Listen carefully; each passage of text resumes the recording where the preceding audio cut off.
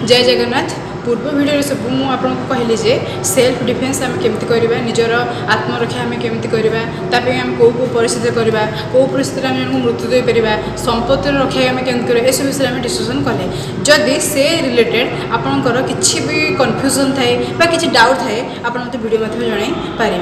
आज आम कौन कौ सेक्शन आरंभ करवा ना आज आम किसी थेफ्ट अर्थात चोरी विषय में किसी जाना चोरी क्या कहती जड़े चोरी कले आम आईपीसी अनुसार कौन कौन दंड मिल से सब विषय डिस्कसन करवा।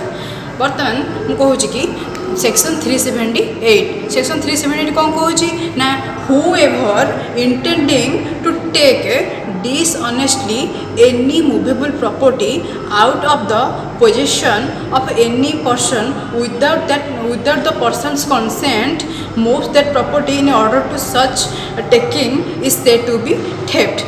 या अर्थ हूँ जदि कौन व्यक्ति अन्य लोकर दखल थिबा कौन संपत्ति हो कि कौन तार जिनस हो उक्त लोकर बिना अनुमति रे असाधुता सहित नहीं जा उद्देश्य तार स्थानांतरित करती तेबे से चोरी कर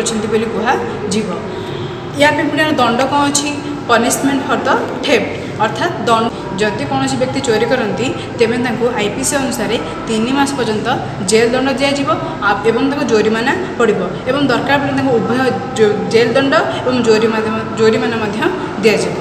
थैंक यू। प्लीज आपण मैंने मो चैनल को शेयर एंड सब्सक्राइब करूँ जहाँद्वारा कि मते इंस्पिरेशन मिले एम सब लीगल रिलेटेड सब वीडियो बनवाई। Thank you.